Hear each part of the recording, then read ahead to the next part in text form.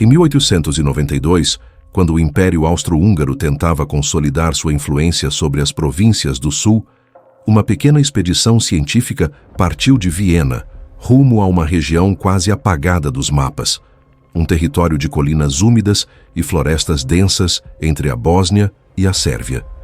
Oficialmente, a missão tinha o propósito de investigar surtos de febre e mortes súbitas relatadas em vilarejos isolados. Mas entre os documentos do Ministério da Guerra havia outro motivo, velado e inquietante.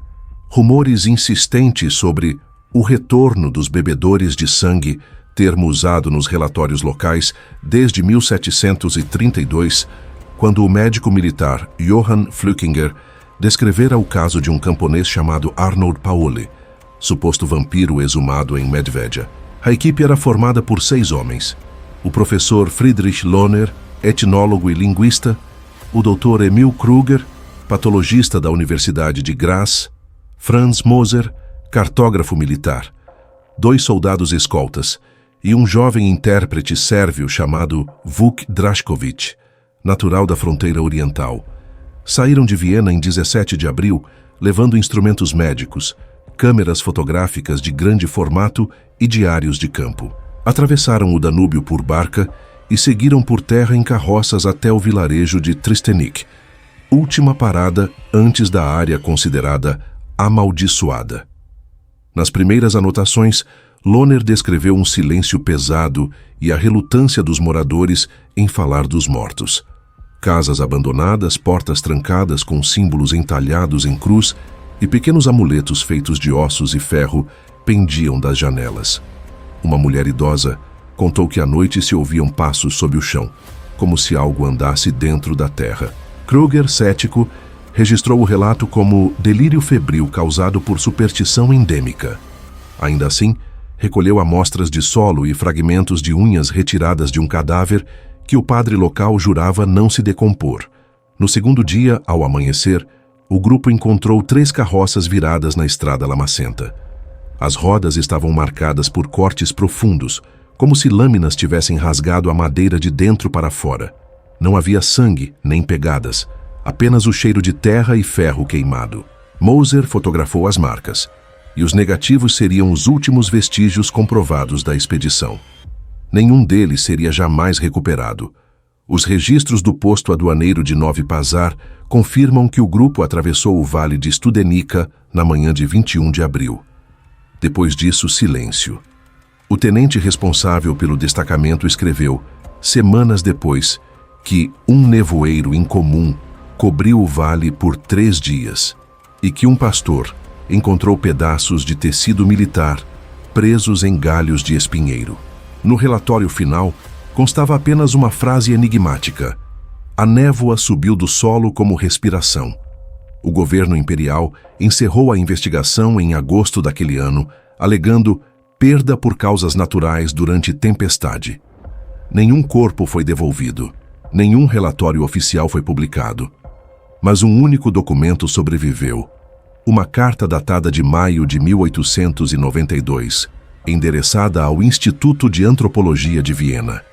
Nela, o professor Lohner escreveu: o que encontrei aqui não é doença nem lenda, é algo que respira através da terra. Há olhos sob o chão. A carta termina com a tinta borrada, como se tivesse sido escrita à pressa. Foi arquivada e esquecida até ser redescoberta em 1957, entre papéis do antigo Ministério da Guerra. E assim começou o mistério da expedição de 1892, o desaparecimento mais perturbador de toda a Europa Oriental, onde ciência e superstição se encontraram em território de sombras, e onde talvez o mito dos vampiros deixou de ser apenas mito. A manhã do 4º dia trouxe uma névoa espessa e imóvel. O sol não atravessava as árvores, apenas um brilho pálido tingia o vale de cinza. O grupo avançava por uma trilha estreita, ladeada por abetos e rochas cobertas de musgo. O intérprete Vuk seguia à frente, repetindo baixinho orações antigas da Igreja Ortodoxa. Lohner anotou no diário: a floresta parece viva, há olhos em cada sombra. Ao meio-dia, avistaram as primeiras construções de madeira. Era uma aldeia, ou o que restava dela. As cabanas estavam desmoronadas, e o vento fazia as portas balançarem com ruídos que lembravam gemidos humanos. Nenhum animal, nenhuma criança, nenhuma fogueira. O chão estava repleto de símbolos talhados em estacas, círculos, cruzes e triângulos invertidos cobertos por resina seca. Kruger, o médico, observou. Esses símbolos não são religiosos. São defesas. Dentro da primeira casa, encontraram 3 camas alinhadas. Em uma delas, um corpo mumificado de mulher, preservado como se o tempo houvesse parado. O rosto estava pálido, quase translúcido. Os olhos abertos, secos. No pescoço, 2 perfurações regulares. O doutor concluiu ser lesão por animal, mas Moser, o cartógrafo, recusou-se a desenhar a cena. No chão, uma inscrição em sérvio antigo. Neabri, o sono dos mortos. A expedição montou acampamento à margem do vilarejo. O professor Lohner insistiu em registrar tudo com precisão fotográfica. Naquela noite, os negativos das câmeras foram expostos ao luar para secar. Ao recolhê-los pela manhã, Kruger percebeu que em todas as imagens os corpos estavam ausentes. As camas vazias, o chão limpo. As sombras, no entanto, permaneciam no mesmo lugar. No 5º dia, Franz Moser desapareceu. A tenda dele estava aberta, o cantil vazio. Nenhum sinal de luta. No caderno de campo, havia apenas uma linha escrita em alemão apressado. Eles estão se movendo durante o dia. O restante do grupo vasculhou os arredores, encontrando pegadas humanas que levavam até um antigo cemitério escondido entre pinheiros. As lápides eram recentes, datadas de 1889, 1891 e 1892, exatamente o ano da expedição. Nenhum nome legível, apenas iniciais gravadas com cravos de ferro. Enquanto Lohner tentava copiar as inscrições, Vuk ajoelhou-se, dizendo que o terreno estava vivo. O intérprete explicou que, segundo as lendas locais, os vampiros balcânicos não temiam o sol, mas dormiam sob o solo frio das montanhas, alimentando-se da energia dos vivos. Quando anoiteceu, o grupo ouviu o som. Um sopro ritmado, como uma respiração subterrânea, seguida de um estalo seco como ossos rachando. A terra tremia levemente sob os pés. Kruger, descrente, tentou medir o pulso do chão com instrumentos improvisados. Lohner observou que os cavalos recuavam, os olhos brancos revirados. E então veio o cheiro, ferro e podridão como carne queimada. Pouco depois da meia-noite, o último registro datado de Friedrich Lohner foi escrito: se estas anotações forem encontradas, que sirvam de aviso. Há algo aqui que não pertence à natureza, algo que respira onde não há ar. Na manhã seguinte, apenas 3 barracas restavam. Dentro de uma, encontraram o diário de Kruger, manchado de barro. A última página estava em branco, exceto por uma marca avermelhada que atravessava o papel de ponta a ponta. Uma linha irregular, como se algo o tivesse arrastado com os dedos ainda úmidos de sangue. 2 semanas após o último registro conhecido do professor Lohner, o destacamento militar de Novi Pazar recebeu um pedido urgente vindo de Viena: localizar e recuperar qualquer vestígio da expedição desaparecida. 3 homens foram enviados: o tenente Otto Weigel, o sargento Rudek e o fotógrafo oficial do exército, Karl Steiner. Eles partiram no início de maio, acompanhados por 2 guias locais que se recusaram a passar a noite nas montanhas. O primeiro vilarejo que encontraram estava completamente vazio.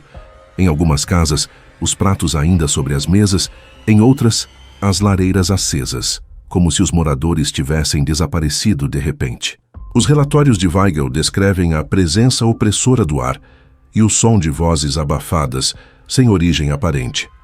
Ao anoitecer, o grupo montou acampamento no cemitério que Lohner havia documentado. O chão estava revolvido e várias covas pareciam abertas de dentro para fora. Steiner tirou 6 fotografias antes que o obturador da câmera quebrasse. Apenas 2 sobreviveram. Uma mostrando um campo de cruzes torcidas e outra, mais perturbadora, exibindo uma figura humana ereta entre as lápides, parcialmente encoberta pela neblina. Weigel anotou: Não havia ninguém lá quando a foto foi tirada. Na manhã seguinte, o sargento Rudek desapareceu. O rastro terminava no limite do bosque, onde a terra estava revirada e havia pegadas humanas, mas com marcas de garras nas extremidades. Weigel ordenou a retirada imediata, mas durante o retorno, o grupo encontrou a tenda rasgada da antiga expedição de Lohner. Dentro, papéis espalhados, mapas, anotações e negativos fotográficos. Muitos estavam queimados, como se alguém tentasse apagar provas. Entre os destroços, uma pequena caixa de metal continha parte do diário do Dr. Kruger. As páginas sobreviventes estavam carbonizadas nas bordas, mas o texto ainda legível dizia: eles não morrem. Esperam. Alimentam-se da memória. O corpo é apenas a primeira morada. Após 3 dias de marcha, apenas Weigel e um guia retornaram vivos a Novi Pazar. O relatório entregue ao Ministério da Guerra foi classificado como documento restrito de segurança interna. Nenhum dos registros foi publicado. Mas em 1910, um artigo anônimo apareceu em um jornal de Viena com o título Os Mortos que Caminham nos Balcãs. O texto reproduzia trechos idênticos aos relatórios de Weigel, o que indica que alguém dentro do exército vazou as informações. Em 1922, o antropólogo Dr. Jacob von Heller, ao revisar os arquivos médicos da Universidade de Graz, encontrou uma caixa sem identificação. Dentro, havia 3 negativos fotográficos marcados como Projeto L1892. 2 estavam destruídos pela umidade. O terceiro mostrava uma imagem enevoada, onde se via um homem de barba curta e chapéu explorador, ao lado de uma sombra esguia, humanoide, de olhos claros refletindo a luz da lanterna. Von Heller, intrigado, comparou o rosto com retratos do professor Lohner e confirmou que era ele. Mas segundo todos os registros oficiais, Lohner nunca fora encontrado.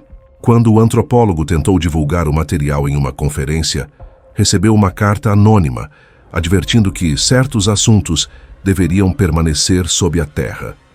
Dias depois, o laboratório onde os negativos eram guardados pegou fogo. Nenhum deles sobreviveu. Mesmo assim, os boatos continuaram. Entre os pastores da região, corria a história de homens que cavavam de noite em busca de ouro deixado pelos austríacos. Alguns diziam ter ouvido batidas no chão. Outras testemunhas afirmavam ver luzes fracas se movendo entre as árvores. E assim, a fronteira entre a história e o medo se dissolveu de vez. O governo austríaco jamais reconheceu oficialmente a perda da expedição. Mas nas décadas seguintes, centenas de famílias abandonaram a região e os mapas de 1930 já marcavam o local como zona de acesso restrito. Ninguém jamais voltou lá, pelo menos oficialmente. 65 anos se passaram desde o desaparecimento da expedição. O mundo havia mudado. O Império Austro-Húngaro já não existia e os Balcãs carregavam as cicatrizes da guerra. Mas em 1957, um jovem pesquisador do Instituto de História de Belgrado, Dr. Marko Radović, encontrou um conjunto de documentos empoeirados entre os escombros do antigo prédio da administração militar iugoslava. Eram relatórios datados de 1892, assinados por Otto Weigel, o mesmo tenente que havia retornado traumatizado da missão. Ao lado deles, uma pasta com selos austríacos trazia um nome quase ilegível: F. Lohner, Tristenik, abril de 1892. Intrigado, Radović começou a reunir tudo o que restava. Nos meses seguintes, ele compilou mapas, descrições de campo e cópias de cartas nunca enviadas. Uma, em particular, chamava a atenção. Escrita em alemão e assinada pelo próprio Lohner, mencionava entidades subterrâneas que absorvem o sangue e a lembrança dos vivos. A caligrafia era tremida, mas legível. A carta terminava com uma linha enigmática: eles não dormem, nós é que esquecemos. Radović apresentou os achados a 2 colegas da universidade e propôs refazer o trajeto da expedição original. O governo iugoslavo autorizou a pesquisa, acreditando tratar-se de um estudo folclórico. Em agosto daquele ano, a equipe partiu rumo ao vale de Studenica, o mesmo local onde Lohner e seus homens haviam desaparecido. Levaram gravadores, câmeras soviéticas e equipamentos de escavação. Durante os primeiros dias, nada além de florestas densas e ruínas cobertas por musgo. Mas no quinto dia, encontraram o que parecia ser um antigo cemitério encoberto pela vegetação. As lápides estavam partidas e no centro havia um círculo de pedras pretas, dispostas de forma precisa demais para ser natural. Radovich anotou em seu diário: os aldeões evitam este lugar. Dizem que a terra se abre à noite e respira. Naquela noite, as fitas do gravador registraram sons incomuns, passos, sussurros e uma espécie de batimento compassado vindo do subsolo. Um dos técnicos afirmou ter visto sombras se movendo entre as árvores, mas nada foi detectado pelas câmeras. Ao retornar para o acampamento, perceberam que as lanternas se apagavam sozinhas, mesmo com baterias novas. O ar se tornava denso, quase líquido, e de repente, uma rajada de vento abriu as barracas, espalhando papéis e mapas. Quando recolheram o material, o diário de Radovich havia desaparecido. 3 dias depois, os jornais locais noticiaram o sumiço da equipe. A polícia militar iniciou buscas, mas nada foi encontrado. Nem corpos, nem equipamentos.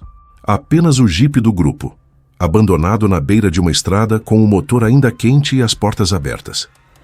No banco do passageiro, uma única fotografia. Mostrava o vale coberto de névoa e, ao fundo, a silhueta de 3 figuras humanas imóveis, observando.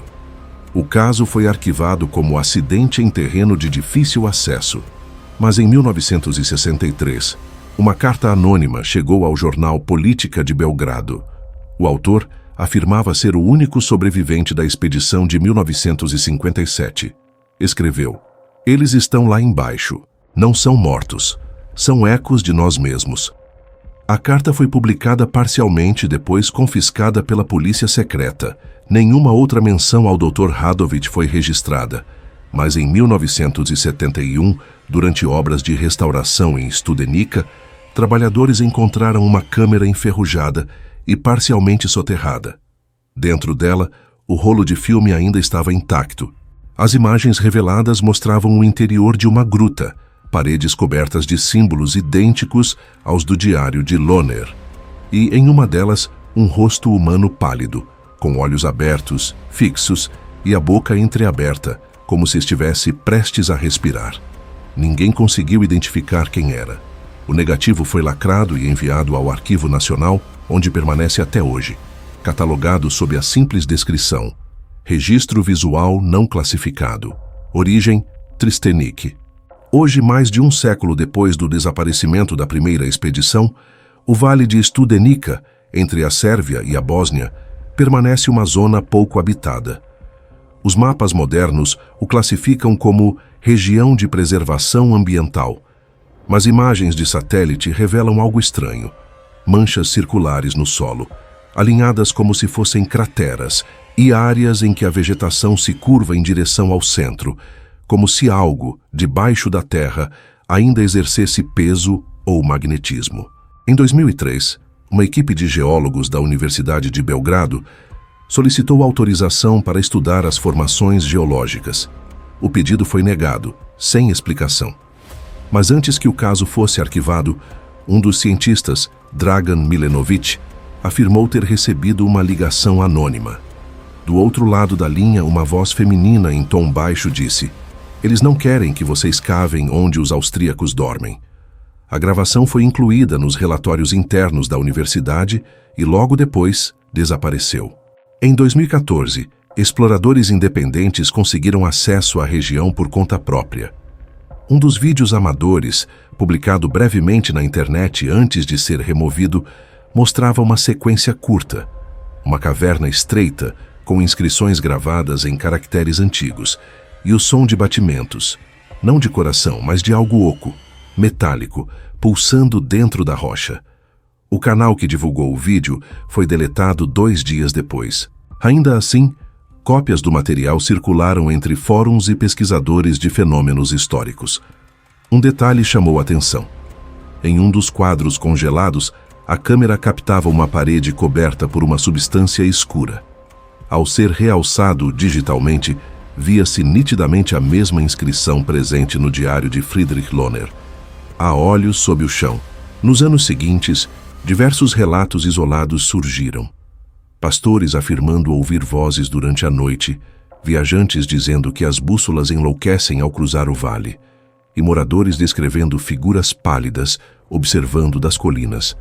As autoridades locais atribuem tudo a lendas, eco de uma região marcada pela superstição e pelo medo ancestral. Mas há um dado que permanece inegável. Entre 1892 e 2019, 9 expedições científicas desapareceram ou sofreram acidentes fatais nos arredores de Studenica. Nenhum dos corpos foi encontrado, e em cada tentativa de escavação, o mesmo fenômeno foi relatado: falhas elétricas, perda de orientação e um som distante, semelhante a um suspiro que parece vir do subterrâneo. Os registros oficiais afirmam que a área está selada por razões de segurança geológica. Contudo, nos documentos desclassificados do exército iugoslavo, há uma observação marginal escrita à mão: Zona L 1892, proibido abrir o solo. Alguns estudiosos acreditam que o nome L 1892 foi uma referência direta à expedição perdida. Outros que representa uma operação de contenção, um esforço deliberado para impedir que o que estava enterrado fosse despertado novamente. Hoje, o caso é tratado como lenda acadêmica, mas os fragmentos sobreviventes contam uma história diferente. O diário de Kruger, as cartas de Lohner, a fotografia do tenente Weigel e o filme de Radovic, cada uma dessas peças aponta para a mesma verdade. Algo foi encontrado sob as montanhas bósnias. Algo que não podia ser explicado nem destruído. E talvez, ao contrário do que muitos pensam, os vampiros dos Balcãs não sejam criaturas que caminham à noite, mas ecos de consciência aprisionados no subsolo, organismos que aprendem a imitar a vida e a memória humanas. O tempo passou, mas o silêncio permanece. Nas noites mais frias, o vale é tomado por uma névoa espessa, e os moradores mais antigos juram ouvir respirações longas sob o chão. Poucos ousam se aproximar, porque, como escreveu Friedrich Lohner em sua última carta antes de desaparecer, a morte não vive aqui, ela espera. Até hoje, nenhum governo reconheceu oficialmente o desaparecimento da expedição de 1892. Mas entre as ruínas esquecidas dos Balcãs, há um território onde o passado e o medo caminham juntos, e quem escuta com atenção talvez ainda ouça o som da terra respirando.